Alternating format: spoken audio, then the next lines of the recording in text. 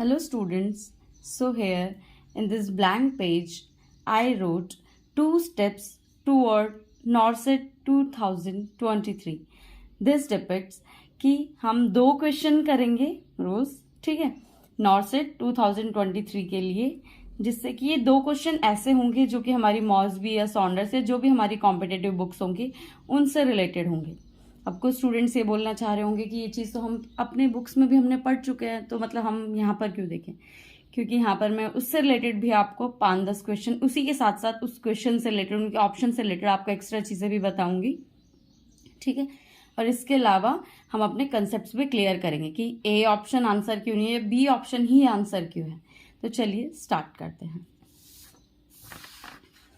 तो यहाँ पर क्वेश्चन लिखा हुआ है, ध्यान दीजिए। The nurse is caring for a client with heart failure. On assessment the nurse note that the client is Disney and crackles are audible on auscultation. What additional manifestations would the nurse expect to note in this client if excess fluid volume is present? तो basically इस question में मैं आपको हिंदी में बता देती हूँ क्या बोल रखा है कि एक नर्स है जो कि क्लाइंट की केयर कर रही है, और वो क्लाइंट किस चीज़ का है, हार्ट फेलियर का। तो बेसिकली हमें पता होना चाहिए कि हार्ट फेलियर में पेशेंट का फ्लूइड वॉल्यूम बढ़ा हुआ होता है। तो पेशेंट का फ्लूइड वॉल्यूम जब भी बढ़ता है तो कुछ चीज़ें हमें देखने को मिलती है, डिस्निया देखने को मिलता है उस पेशेंट में, क्रैकल्स भी देखने को मिलता है। तो यही जब सब चीज़ें जो भी नर्स थी जो कि उस पेशेंट को केयर दे रही थी उसको ये सब चीज़ें ऑस्कल्टेशन में, एग्जामिनेशन में उसको देखने को मिली। उसने बोला, इस क्वेश्चन में ये पूछा गया है कि ऐसी और कौन सी एडिशनल मैनिफेस्टेशन हो सकती है, ऐसे कौन सी एडिशनल साइन एंड सिम्टम्स हो सकते हैं जो कि हमें एक्सेस फ्लूइड वॉल्यूम में देखने को मिल सकते हैं। तो ऑप्शन देखिएगा, पहला ऑप्शन है weight loss and dry skin. हमने बोला है फ्लूइड वॉल्यूम क्या हो रखा है, ज्यादा हो रखा है। तो फ्लूइड वॉल्यूम ज्यादा होने के केस में कभी भी वेट लॉस नहीं होता है, हमेशा क्या होता है, वेट गेन होता है। नेक्स्ट ऑप्शन है flat neck and hand veins and decrease urinary output. कि जो भी उस पेशेंट की नेक वेन्स है, मतलब जुगुलर वेन है, और हैंड की वेन्स है, मतलब जो भी हमारी रेडियल वेन, मतलब जितनी भी वेन्स है उसकी, ठीक है, बेसिलिक सिफेलिक जो भी, तो वो क्या हो रखी है, उसकी फ्लैट हो रखी है, डिस्टेंडेड नहीं है। और दूसरा लिखा है डिक्रीज यूरिनरी आउटपुट, कि उस पेशेंट का यूरिनरी आउटपुट वो भी क्या हो रखा है, कम हो रखा है। जबकि अगर आप देखिए एक्सेस फ्लूइड वॉल्यूम, मतलब पानी बढ़ रखा है बॉडी के अंदर, मतलब हाइपरवोलीमिया का केस है, तो उस केस में क्या होगा, जो भी हमारी जुगुलर वेन्स होती है वो डिस्टेंडेड देखने को मिलती है। तो एक आंसर आपको यहाँ पर ये भी पता चल गया, एक क्वेश्चन, कि जब भी किसी भी पेशेंट, जैसे हार्ट फेलियर वाले केस में, हाइपरवोलीमिया के केस में, हाइपरटेंशन के केस में, जो भी पर्सन उसकी जुगुलर वेन डिस्टेंडेड देखने को मिलती है, और यूरिनरी आउटपुट भी क्या हो सकता है उस पेशेंट का, पर्सन का इंक्रीज देखने को मिलेगा। तो ये भी ऑप्शन नहीं लग रहा है हमें। फिर 2 ऑप्शन और दे रखे हैं, लास्ट ऑप्शन पढ़ लेते हैं एक बार। Weakness and decrease CVP, that is central venous pressure. कि जो भी पेशेंट है जिसका एक्सेस फ्लूइड वॉल्यूम हो रखा है उसका वीकनेस देखने को मिल रही है उसमें, और उसका सीवीपी जो कि सेंट्रल वीनस प्रेशर होता है वो भी कम होता है। अब यहाँ पर कुछ स्टूडेंट्स को नहीं पता होगा कि सीवीपी क्या होता है, तो मैं बता देती हूँ एक बार। सेंट्रल वीनस प्रेशर बेसिकली ये बताता है कि जितना भी प्रेशर हमारे सुपीरियर वेना कावा और राइट एट्रियम में होगा, या जो भी हमारी ऐसी वेन्स जो हमारी हार्ट के आसपास है, उनमें जितना भी प्रेशर होगा उसको हम क्या बोलते हैं, सेंट्रल वीनस प्रेशर। अब सेंट्रल वीनस प्रेशर हमारा बेसिकली अगर आप देखो तो हम 2 to 6 mmHg, लगभग यही रेंज होती है, लगभग नहीं तो 3 to 6 mmHg, ये रेंज आप पढ़ोगे, ठीक है। अगर इस रेंज में कोई प्रेशर है सीवीपी तो वो नॉर्मल होगा, लेकिन इस रेंज से कम हो रहा है तो हम कम सीवीपी बोलेंगे, ज्यादा हो रहा है तो सीवीपी रेंज या सीवीपी की वैल्यू इंक्रीज हो रही है, सीवीपी बढ़ रहा है। तो यहाँ पर ये चीज भी आपको एक मेन याद रखनी है कि जब भी अगर किसी पर्सन को फ्लूइड वॉल्यूम बढ़ रहा है या हाइपरवोलीमिया हो रहा है या हार्ट फेलियर वाले केस में, सीवीपी हमेशा बढ़ा हुआ देखने को मिलेगा, क्योंकि हार्ट फेलियर में हार्ट काम नहीं कर रहा है, हार्ट पंपिंग जो उसका काम होता है अगर वो नहीं करेगा तो जितना भी फ्लूइड है वो हार्ट में ही एक्यूमुलेट होने लग जाएगा, हार्ट से बाहर नहीं जा पाएगा। या जो भी आसपास की जो भी आर्टरीज, जो भी वेन्स थी, जो वो ब्लड लेके आई थी, डीऑक्सीजनेटेड ब्लड, वो सारा वहीं पर एक्यूमुलेटेड रहेगा। तो जिसकी वजह से सीवीपी भी हमें बढ़ा हुआ देखने को मिलता है एक्सेस फ्लूइड वॉल्यूम के केस में। लेकिन यहाँ पर क्या लिखा है, डिक्रीज सीवीपी, तो सीवीपी कम तो नहीं होना चाहिए, तो ये ऑप्शन भी हमारा आंसर नहीं हुआ। अब देखते हैं थर्ड ऑप्शन की तरफ। An increase in BP and increase respiration. तो अब ध्यान दीजिए, एक्सेस फ्लूइड वॉल्यूम मतलब हाइपर वॉलीमिया हो रहा है। अब किसी पेशेंट को हाइपर वॉलीमिया हो रहा है मतलब फ्लूइड वॉल्यूम ब्लड में जो भी ब्लड वेसल्स के अंदर जो भी फ्लूइड वॉल्यूम है वो क्या हो रखा है, इंक्रीज हो रखा है। ठीक है, तो अगर किसी का फ्लूइड वॉल्यूम इंक्रीज होगा तो उसका बीपी भी इंक्रीज हो सकता है ना। क्यों? क्योंकि जितना ज्यादा फ्लूइड वॉल्यूम होगा, मतलब ये कोई वेसल है, मान लो इसमें क्या है, ज्यादा फ्लूइड वॉल्यूम है, मतलब बहुत ज्यादा पानी है या ब्लड है। जितना ज्यादा ब्लड होगा या जितना ज्यादा फ्लूइड वॉल्यूम होगा वो उतना ज्यादा प्रेशर लगाएगा आर्टरीज की वॉल्स के ऊपर। और बीपी किसको बोलते हैं? बीपी की डेफिनेशन यही होती है कि आर्टरीज की वॉल्स पे जो भी ब्लड का प्रेशर लग रहा है उसको हम क्या बोलते हैं, ब्लड प्रेशर। तो इस केस में क्या हो रहा है, ज्यादा फ्लूइड वॉल्यूम है तो ज्यादा प्रेशर लगेगा आर्टरीज के वॉल्स के ऊपर, तो उसकी वजह से क्या होगा, पर्सन का बीपी भी ज्यादा होगा। तो देखिए, increase in BP and increase respiration, तो ये ऑप्शन हमारा इसमें आंसर हो जाएगा। बाकी आप और कैसे देख सकते हो, वेट लॉस भी हो रहा है, देखो वेट भी लॉस हो रहा है, यूरिनरी आउटपुट भी कम है, और लास्ट ऑप्शन देखिए कि डिक्रीज सीवीपी। मतलब तीनों जो ऑप्शन है लगभग सेम है, इनमें सारी चीजें क्या हो रही है, कम हो रही है।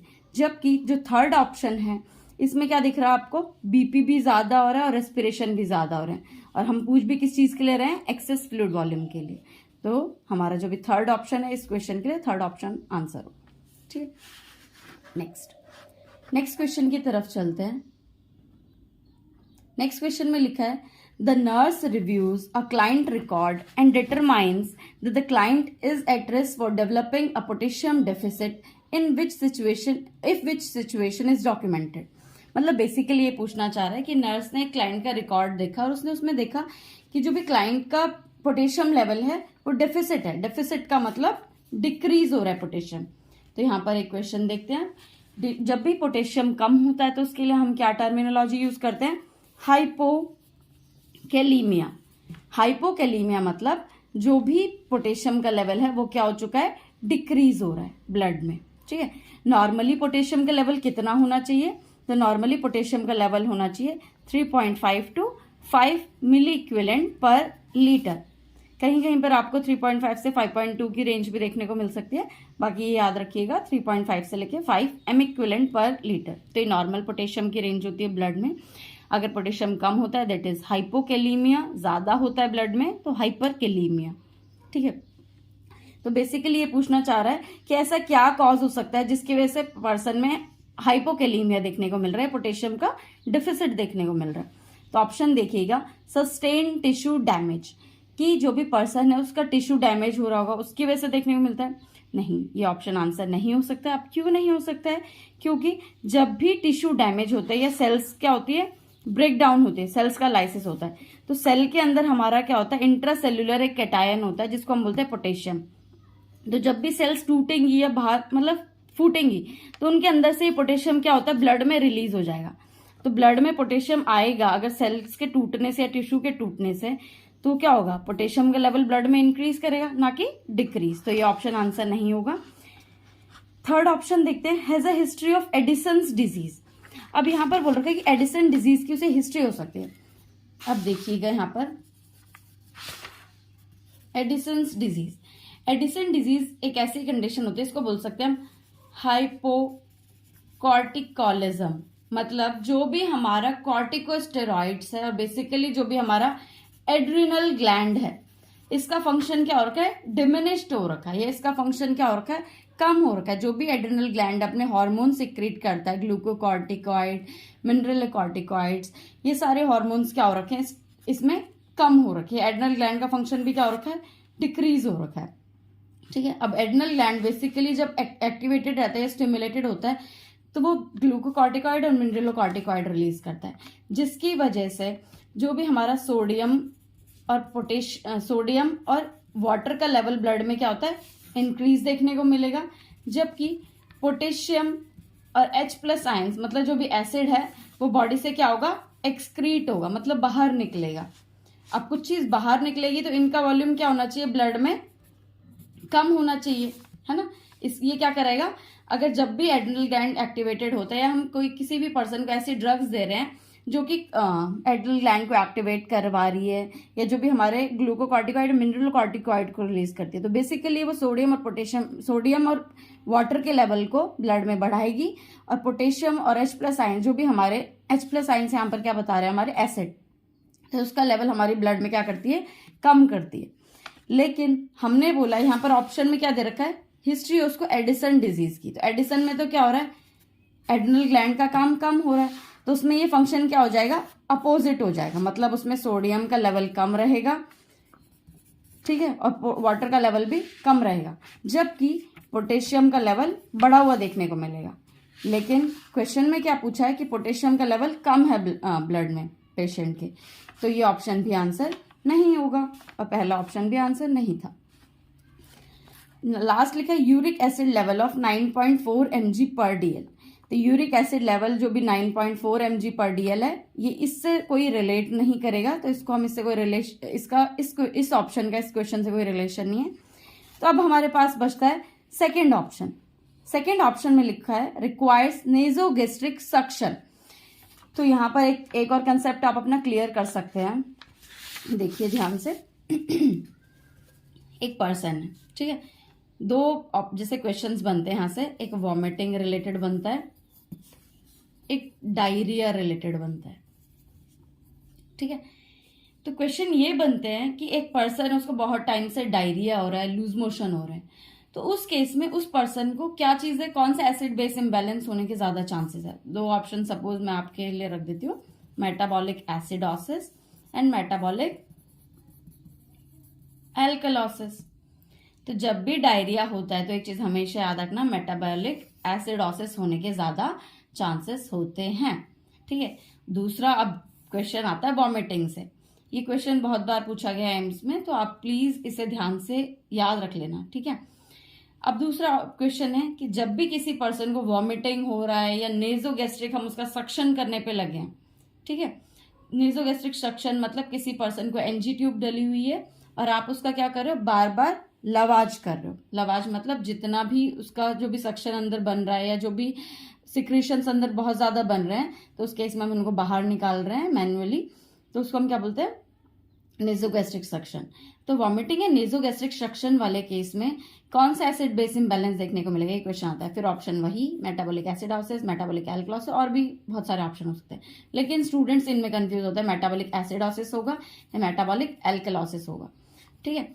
तो इस केस में आपको याद रखना है कि वॉमिटिंग के केस में मेटाबॉलिक एल्कलोसिस हमें देखने को मिलता है। अब दोनों को कैसे याद रख सकते हैं, ट्रिक बता देती हूँ, क्योंकि जब आप एग्जाम सेंटर में बैठे होते हो, है ना, एग्जाम हॉल में बैठे होते हो, तब आपको कंफ्यूजन ये होती है, आप इतना स्ट्रेस्ड वैसे ही रहते हो पहले से, तो आप इतना ज्यादा दिमाग लगाने के वो नहीं होते, है ना, आप क्वेश्चन गलत कर देते हैं। तो डायरिया एक याद रख लो, बाकी आपको दूसरा याद ही रह जाएगा। डायरिया में क्या आता है, D। एसिडोसिस में क्या आता है, D। तो डायरिया के केस में हमेशा मेटाबॉलिक एसिडोसिस देखने को मिलेगा, और उसका अपोजिट है वॉमिटिंग। तो वॉमिटिंग के केस में जो चीज बची है मेटाबॉलिक एल्कलोसिस, तो वो देखने को मिलेगा, ठीक है। मेटाबॉलिक एसिडोसिस में जो भी हमारा पोटेशियम होता है उसका लेवल ब्लड में ज्यादा देखने को मिलता है, जबकि मेटाबॉलिक एल्कलोसिस के केस में पोटेशियम का लेवल ब्लड में कम देखने को मिलता है। तो वॉमिटिंग में क्या देखने को मिला, मेटाबॉलिक एल्कलोसिस। मेटाबॉलिक एल्कलोसिस की वजह से क्या होता है, पोटेशियम का लेवल ब्लड में कम होता है। तो आइए क्वेश्चन में क्या लिखा था कि पोटेशियम का लेवल ब्लड में कम है, तो किस चीज की वजह से हो सकता है। हमने देखा ये ऑप्शन भी गलत है, थर्ड ऑप्शन भी गलत है, फोर्थ ऑप्शन भी रॉन्ग है। जबकि जो सेकंड ऑप्शन है इसमें लिखा है नेजोगैस्ट्रिक सक्शन, कि जो भी उसके गैस्ट्रिक सिक्रीशंस थे वो निकाले जा रहे हैं, है ना, किसके थ्रू, NG ट्यूब के थ्रू। तो इस केस में क्या हो रहा है, मेटाबॉलिक एल्कलोसिस देखने को मिलेगा फर्दर, और मेटाबॉलिक एल्कलोसिस की वजह से पर्सन में पोटेशियम डेफिसिट देखने को मिलेगा, ठीक है। तो इस सेकंड जो क्वेश्चन मैंने आपको सॉल्व करवाया है, इसमें इसका आंसर होगा ऑप्शन C। तो आई होप आप लोगों को जितना भी मैंने अभी ये 2 क्वेश्चन कराए, इनमें आपको बहुत सारे एक्स्ट्रा क्वेश्चन आपको देखने को मिले होंगे, है ना, कि आंसर्स आपको कुछ और भी चीजें इसमें पढ़ने को मिली होंगी। अगर आपको ये चीजें समझ में आई हैं, अगर कुछ भी डाउट होगा, अगर नहीं आया समझ में, तो आप कमेंट बॉक्स में कमेंट करके पूछ सकते हैं, और अगर आपको समझ में आया तो आप मेरी वीडियो को लाइक, शेयर, सब्सक्राइब कर सकते हैं। Thank you so much.